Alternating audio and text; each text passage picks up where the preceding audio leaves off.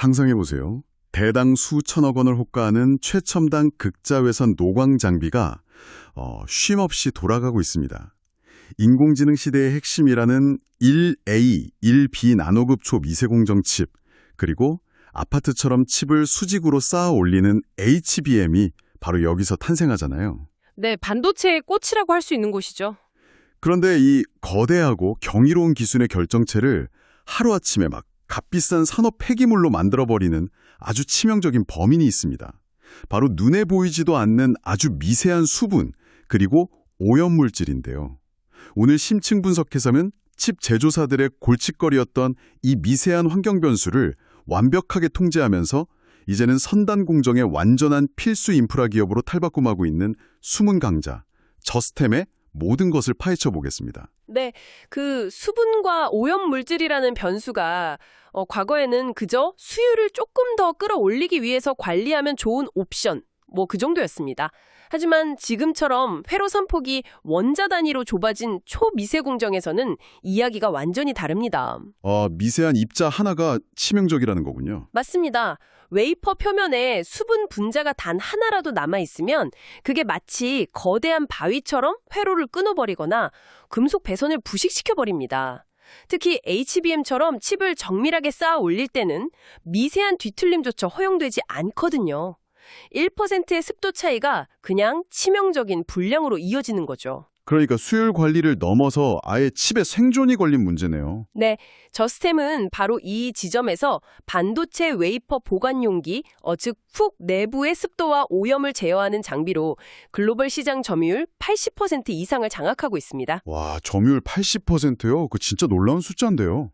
사실 반도체 장비 시장에는 어플라이드 머티리얼즈나 램리서치 같은 거대한 글로벌 장비사들이 버티고 있잖아요. 네, 엄청난 공룡들이죠. 게다가 이송 모듈을 전문으로 하는 사이맥스 같은 간접적인 경쟁사들도 있고요. 그런데 어떻게 이렇게 작은 회사가 압도적인 과점 체제를 만들 수 있었던 건가요? 그 해답은 저스팀이 시장을 뚫고 들어간 독특한 방식에 있습니다. 바로 레트로핏, 그러니까 후부착 개조 기술이죠. 후부착 개조예요? 네. 보통 대형 글로벌 장비사들은 자신들이 만든 메인 장비에만 딱 맞는 자체적인 환경 제어 시스템을 끼워 팝니다. 아주 폐쇄적인 생태계죠. 하지만 팹을 운영하는 삼성전자나 SK하이닉스 입장에서 한번 생각해 보시죠. 공장 안에 특정 회사의 장비만 있는 게 아닐 텐데요? 바로 그겁니다. 수많은 제조사의 구형, 신형 장비가 막 복잡하게 뒤섞여 있습니다. 칩 제조사 입장에서는 각 장비마다 습도 제어 방식이 다르면 팹 전체의 수율을 일관되게 관리할 수가 없겠네요. 그러니까 이게 마치 오래된 난방기를 통째로 버리고 비싼 새 제품을 사는 대신에 기존 난방기에 10에서 20% 비용만 딱 들여서 최첨단 스마트 온도 조절기를 부착하는 거랑 비슷하네요. 와, 아주 정확한 비유입니다. 효율은 극대화하고 비용은 확 낮추는 거죠. 그런데 멀쩡히 돌아가고 있는 수백억 원짜리 메인 장비를 멈추고 거기에 새로운 모듈을 부착한다는 건 사실 팹 입장에서 엄청난 리스크거든요. 잘못 건드렸다가 장비가 아예 써버리면 큰일이니까요. 네. 그래서 저스템은 공장을 멈추지 않고도 기존 메인 장비의 운영 소프트웨어와 충돌하지 않게 모듈을 붙이는 기술을 개발한 겁니다. 110여 개가 넘는 다양한 장비 모델에 맞춤형으로 모듈을 부착할 수 있는 아주 방대한 설계 데이터베이스를 구축했죠. 이미 팹 안에 깔린 수많은 장비들의 내부 구조와 통신 프로토콜을 다 꿰고 있다는 거군요. 맞습니다. 범용성을 갖춘 거죠. 이 호환성 데이터가 수년간 축적되다 보니까 후발주자들이 도저히 쉽게 진입할 수 없는 거대한 해자가 만들어진 셈입니다. 한번 이 회사의 솔루션을 쓰기 시작하면 팹 입장에서도 다른 회사로 갈아타기가 진짜 쉽지 않겠습니다. 그런데 최근 자료를 보니까 이 회사가 단순히 기존 장비에 모듈을 붙여주는 단계를 넘어서 아예 주력 제품군을 진화시키고 있더라고요. 기존 1세대 질소순환 장비에서 JFS라는 2세대 장비로 제품 믹스를 개선하고 있다고요. 네, JFS, 그러니까 기류 제어 시스템입니다. 1세대 장비가 단순히 팹 내부에 질소가스를 불어넣어서 습도를 낮추는 방식이었다면 2세대 JFS는 공기의 흐름 자체를 아주 미세하게 통제합니다. 공기 흐름을 통제해서 어떻게 하는 건가요?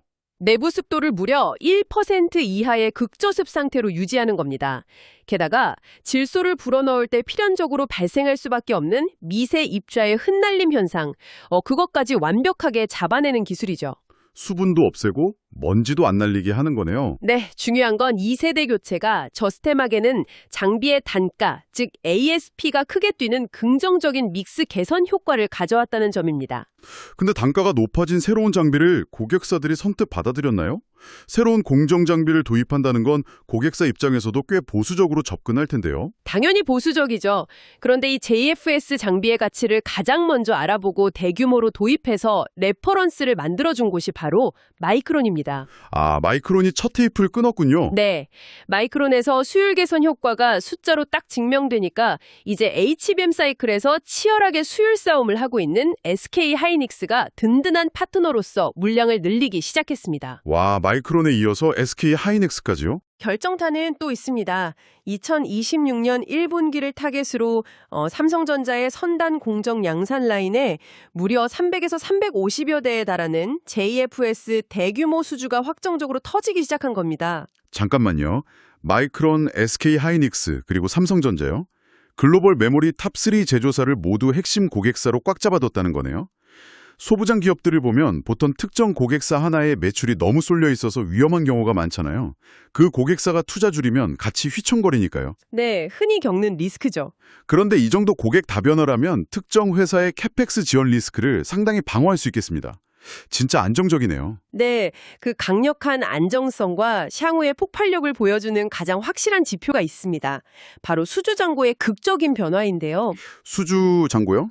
반도체 업황이 최악의 다운사이클을 겪었던 2023년 말을 기준으로 보면 저스템의 수주 잔고는 약 60억 원에 불과했습니다. 그런데 2025년 4분기 말 기준 데이터를 보면 무려 693억 원으로 폭증했습니다. 네, 60억에서 693억이요? 1년 매출을 훌쩍 뛰어넘는 금액이 이미 대기 중이라는 건데 와, 거의 460%가 넘게 뛴 거네요. 장비업체에게 수주 잔고는 단순한 기대감이 아니라 확정된 미래의 매출을 의미하잖아요. JFS가 필수 인프라로 격상되면서 쏟아진 물량들이죠. 2026년에 이 대규모 잔고가 실제 매출로 인식되기 시작하면 손익분기점을 넘긴 이후의 추가 매출이 대부분 이익으로 직결됩니다. 아, 영업이익 레버리지 효과가 폭발하겠군요. 맞습니다. 단숨에 두 자릿수 중반대의 영업이익률로 퀀텀 점프를 기대할 수 있는 구조가 완벽하게 만들어진 겁니다. 그런데 숫자가 너무 가파르게 오르니까 솔직히 좀 의심스러운 부분도 생깁니다. 재무제표에 잡힌 매출 비중을 보면 내수, 그러니까 국내 매출이 압도적으로 높게 찍혀 있거든요. 글로벌 탑3를 뚫었다고는 하지만 데이터상으로는 철저히 내수 기업처럼 보인단 말이죠. 진짜 글로벌 경쟁력이 있는 게 맞나요? 표면적인 데이터만 보면 충분히 그런 날카로운 의문을 가지실 수 있습니다. 하지만 이건 회계상의 착시 현상을 걷어내고 실질적인 흐름을 추적해봐야 합니다. 착시 현상이요? 어떻게 된 건가요? 저스템의 매출 중 상당수는 국내 고객사의 해외 공장, 예를 들어 삼성의 미국 테일러팹이나 SK하이닉스의 중국 우시팹으로 직행합니다. 또한 미국과 중국 등에 설립된 현지 법인을 거치기도 하죠. 아, 물건은 해외로 가는데? 네, 청구서는 한국의 본사로 발행되기 때문에 재무제표상으로는 내수로 잡히는 겁니다. 최종 도착지를 기준으로 실질적인 해외 익스포저를 계산해보면 이미 50%를 상회하고 있습니다. 와, 50%가 넘는다고요? 향후 파운드리 분야로 포트폴리오가 더 다변화되면 이 실질 수출 비중은 60에서 70%까지 확대될 것으로 보입니다. 아, 회계 기준 때문에 글로벌 성과가 오히려 완전히 가려져 있었군요. 자, 그럼 실적 이야기를 좀 더 깊이 들어가 보죠. 수주가 막 터지고 있는 건 알겠는데 당장 2025년 결산 성적표는 어떻게 나왔나요? 지금 이 회사의 가치가 시장에서 제대로 평가받고 있는지 궁금합니다. 2025년 결산 기준으로 매출은 전년 대비 약 24.8% 증가한 483억 원을 기록했습니다. 오, 483억이요? 네, 창사 이래 최대 실적이죠. 영업이익도 46억 원으로 흑자 전환에 성공하면서 영업이익률 9.6%를 달성했고요. 이익잉여금도 244억 원이 쌓여 있습니다. 완전 턴어라운드 했네요. 네, 그런데 시장에서의 가치평가 지표를 피어그룹, 즉 동종업계 경쟁사들과 비교해보면 매우 흥미로운 간극이 발견됩니다. 피어그룹이라면 아까 언급했던 이송모듈 쪽의 사이맥스나 라운테크 같은 곳들이겠네요? 맞습니다. 현재 경쟁사인 사이맥스의 경우 시가총액이 3천억 원대, PBR이 1.57배 수준입니다. 라운테크는 시총 2,100억 원대, PBR이 5.46배에 달하죠. 네, 업계 평균 가치가 꽤 높게 형성되어 있네요. 그런데 2025년 실적을 반영한 저스템의 현재 시가총액은 422억 원에 불과합니다. 연간 매출액인 483억 원에도 못 미치는 수준이죠. 더 중요한 건 PBR이 0.78배라는 점입니다. PBR이 0.78배라는 건 회사를 지금 당장 문 닫고 공장 부지랑 기계장치 같은 자산들을 다 팔아서 나눠 가져도 현재 주식시장에서 거래되는 전체 가치보다 돈이 더 남는다는 뜻이잖아요. 거의 극단적인 소외 구간에 방치되어 있다고 봐야겠는데요. 네, 절대적 저평가 구간인 것은 확실합니다. PBR 1배 미만이라는 수치는 거시경제가 흔들리더라도 주가의 하락을 강하게 방어해주는 아주 강력한 안전마진 역할을 하죠. 하지만 시장의 일부 보수적인 투자자들은 2025년 기준 PER이 35.6배라는 점을 지적하면서 고평가 논란을 제기할 수도 있습니다. 듣고 보니 그러네요. 보통 가치 투자 관점에서 PER 35배면 이익 대비 주가가 꽤 비싸게 거래된다고 해석하잖아요. 아무리 수주가 밀려 있어도 당장의 수익성 지표로는 좀 부담스러운 수치 아닌가요? 바로 그 지점이 턴어라운드 기업을 분석할 때 흔히 빠지는 함정입니다. 함정이요? 2025년은 저스템이 기나긴 적자의 늪을 지나서 막 흑자로 돌아선 턴어라운드 원년입니다. 아직 순이익의 절대적인 파이 자체라 작기 때문에 PER이 수학적으로 높게 튈 수밖에 없는 구조죠. 수익 자체가 이제 막 나기 시작했으니까요. 맞습니다. 진짜 가치는 아까 강조했던 693억 원의 수주 잔고가 매출과 이익으로 본격적으로 찍히기 시작하는 2026년에 있습니다. 예상 실적을 기반으로 2026년 포워드 PER을 계산해 보면 이 수치는 단숨에 10배에서 15배 수준으로 급격하게 떨어지게 됩니다. 과거의 이익이 아니라 이미 확정된 미래의 이익을 땡겨와서 보면 밸류에이션 부담이 완전히 사라지는군요. 그렇다면 재무 건전성은 어떻습니까? 턴어라운드 기업들은 보통 현금 흐름이 막혀서 고생하는 경우가 많잖아요. 유동자산 비율이나 빚의 규모는 감당할 만한 수준인가요? 전체적인 재무 상태는 상당히 건전합니다. 부채 비율은 66.6%로 동종업계 대비 매우 안정적인 수준을 유지하고 있죠. 본업에서 현금을 얼마나 잘 벌고 있는지를 보여주는 영업활동 현금 흐름도 플러스 72.7억 원으로 아주 양호합니다. 72억이나요? 현금은 잘 돌고 있네요. 네, 다만 표면적인 수치 하나가 눈에 띌 수 있습니다.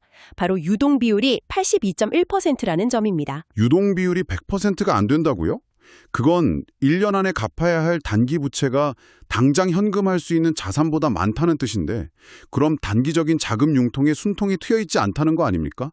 수치만 보면 그렇게 오해하실 수 있지만 내막을 들여다보면 위험한 상황이 절대 아닙니다. 이 유동비율 하락의 주된 원인은 전환사채 42억 원과 단기차입금 등이 유동부채 항목에 집중되어 있기 때문이거든요.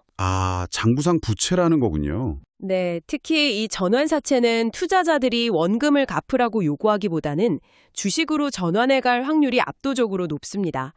실제로 부채로 잡혀 있긴 하지만 현금이 회사 밖으로 빠져나가는 실질적인 유출 리스크는 거의 없다고 보셔도 무방하죠. 투자활동 현금 흐름이 마이너스 28.5억 원, 재무활동 현금 흐름이 마이너스 5.7억 원을 기록한 것도 미래를 위한 설비 투자와 부채 상환이 정상적으로 이루어지고 있다는 증거입니다. 현금 유출입의 성격을 정확히 보니까 안심이 되네요. 그런데 투자활동 현금 흐름 하니까 딱 떠오르는 이슈가 하나 있습니다. 제가 이번 분석 자료를 보면서 가장 놀랐던, 솔직히 좀 많이 우려스러웠던 부분인데요. 회사가 지금 용인에 제3공장을 짓고 있잖아요. 네, 맞습니다. 그런데 여기에 들어가는 돈이 토지 매입에 260억, 건축에 500억 등 총 920억 원입니다. 2027년 완공 목표로 클린룸을 기존 700평에서 3,000평으로 무려 4배나 늘린다고요. 1년 매출이 480억 하는 회사가 공장 하나 짓겠다고 920억을 쏟아붓는 건 자신감을 넘어서 진짜 회사 명운을 건 너무 무모한 도박 아닌가요? 그 규모만 놓고 보면 충분히 리스크로 느껴질 수 있습니다. 반도체 사이클이 예상보다 빨리 꺾이기라도 하면 그 막대한 감가상각비와 고정비가 거대한 부메랑이 되어서 회사의 목을 조를 수 있으니까요. 하지만 장비업계의 생산 메커니즘을 이해하면 이게 막연한 수요 예측에 기댄 도박이 아니라는 걸 알 수 있습니다. 막연한 예측이 아니라면 뭔가 확실한 믿는 구석이 있다는 건가요? 첫째는 이미 눈앞에 쌓여있는 693억 원의 수주 물량이고요. 둘째는 고객사들의 명확한 증설 스케줄입니다. 증설 스케줄이요? 네, SK하이닉스의 청조 어드밴스드 패키징 팹이나 삼성전자의 차세대 라인 구축 일정이 이미 다 돌아가고 있거든요. 더 결정적인 이유는 JFS 장비 자체의 물리적 특성에 있습니다. 물리적 특성이요? 크기 같은 건가요? 맞습니다. 이전 세대 장비보다 크고 복잡해서 조립하고 테스트하는 데 훨씬 넓은 공간이 필요합니다. 기존의 700평 남짓한 클린룸으로는 고객사가 요구하는 납기일에 맞춰서 이 거대한 장비들을 조립해낼 수 없는 물리적 병목 현상에 직면해 있는 겁니다. 연간 생산 능력, 즉 캐파를 3천억에서 4천억 원 체급으로 끌어올리기 위한 피할 수 없는 인프라 투자인 거죠. 아, 팹라인 스케줄과 장비 부피 변화에 맞춘 선제적이고 완전 필수적인 대응이군요. 게다가 클린룸이 4배나 커진다면 기존 반도체 장비 말고 다른 덩치 큰 신사업 장비들도 본격적으로 만들어낼 공간이 생기겠네요. 정확하게 보셨습니다. 단순히 반도체 장비 생산량만 늘리는 게 아니라 사업 포트폴리오를 다각화하는 전초기지입니다. 이미 디스플레이 공정에서 정전기를 제거하는 고진공 이오나이저 장비를 통해서 중화권과 LG 디스플레이 쪽으로 수출을 늘리고 있고요. 2차 전지 소재를 다루는 열처리 장비 등도 지금 양산 테스트를 진행 중입니다. 와, 2차 전지의 디스플레이까지요? 네, 다만 신사업 확장과 관련해서 우리가 객관적으로 꼭 짚고 넘어가야 할 아킬레스건이 하나 있습니다. 아킬레스건이라면 혹시 그 자회사 쪽 이슈인가요? 네, 저스템이 지분 96.99%를 쥐고 있는 핵심 자회사 플람입니다. 이 회사는 반도체 표면의 미세한 오염물질을 플라즈마로 제거하는 원천 기술이 매우 뛰어납니다. 기술은 좋은데 뭐가 문제죠? 문제는 재무 상태죠. 현재 자본 총계가 마이너스 16.3억 원으로 완전 자본 잠식 상태에 빠져 있고 당기순 손실을 지속하고 있습니다. 아, 본업은 턴어라운드에서 막 날아가려는데 자회사가 모회사 연결 실적의 발목을 꽉 잡고 있는 거군요. 원천 기술이 뛰어나다면서 왜 이렇게 재무 상태가 망가진 건가요? 고도의 기술 집약적 장비가 상용화되기 전까지 반드시 거쳐야 하는 죽음의 계곡 구간에 있기 때문입니다. 플라즈마 기술 자체는 우수하지만 이를 파트너사들의 공정 라인에 맞게 커스터마이징하고 테스트하는 R&D 과정에서 막대한 비용이 선행 지출될 수밖에 없거든요. 아, 스타트업들이 흔히 겪는 초기 비용 문제군요. 네, 기술 기반 스타트업의 전형적인 초기 현상이긴 합니다만 모회사의 연결 손익에 부담을 주고 있는 것은 엄연한 팩트입니다. 이 플라즈마 세정 장비가 언제쯤 본격적인 발주로 이어져서 자생력을 갖추게 될지 지속적인 모니터링이 필요합니다. 장밋빛 미래만 있는 건 아니군요. 자회사 리스크는 확실히 계속 추적해봐야겠습니다. 그래도 주식시장 관점에서 봤을 때 저스템의 최근 행보 중 가장 칭찬할 만한 소식은 사실 따로 있더라고요. 코스닥 소부장 기업 투자자들이 밤잠을 설치면서 가장 두려워하는 그 거대한 암초, 바로 오버행 리스크를 완전히 박살냈다는 겁니다. 네, 정말 중요한 포인트입니다. 150억 원 규모의 1회차 전환사채, 그러니까 시비 리스크가 완벽하게 해소됐습니다. 전환사채는 주가가 오를 때마다 주식으로 막 쏟아져 나와서 기존 주주들의 가치를 희석시키는 아주 악성 대기 물량이잖아요. 그렇죠. 진짜 골칫거리죠. 그런데 저스템은 이 중 105억 원을 자체 현금으로 조기 상환해서 아예 말소시켜버렸습니다. 와, 105억을 현금으로요? 네, 그리고 남은 45억 원도 전량 주식으로 전환이 완료됐습니다. 이제 재무제표상 미상환사채는 단 1원도 남지 않았고 상장 초기의 럭업 물량도 이미 시장에 다 소화된 상태입니다. 주가 상승을 꽉 짓누르던 150억 원짜리 거대한 모래주머니를 드디어 완전히 떼어낸 거네요. 거기에 더해서 주주 환원이나 지배구조 측면에 아주 영리한 플레이도 돋보입니다. 현금 배당 대신에 1:2 무상증자를 단행했어요. 아주 전략적인 선택이었죠. 1주를 가진 주주에게 2주를 공짜로 더 줘서 주식수를 늘린 건데 이건 시장에서 거래되는 유동성을 대폭 끌어올리려는 전략이잖아요. 게다가 회사가 가진 자사주를 헛되이 안 쓰고 핵심 임직원들에게 RSU, 그러니까 양도 제한 조건부 주식 형태로 지급해서 주가가 올라야 임직원도 돈을 버는 책임 경영 구조를 딱 만들었고요. 이런 재무적 의사결정들이 모여서 최근 수급과 주가 흐름에 극적인 변화를 만들어내고 있습니다. 악성 오버행이 완전히 사라져서 수급 청정 구역이 되자마자 그동안 지분 희석을 우려해서 매수를 꺼리던 기관 투자자들, 특히 사모펀드나 연기금 그리고 외국인 자금들이 새로운 포트폴리오로 저스템을 적극적으로 담아내기 시작했습니다. 완전히 새로운 자금들이 들어오는 거군요. 네, 일종의 거대한 손바뀜이 일어나면서 단숨에 주요 저항선을 뚫고 주도주의 초입 형태를 보여주는 중입니다. 자, 그럼 오늘 짚어본 이 방대한 데이터와 사실들을 한번 종합해보죠.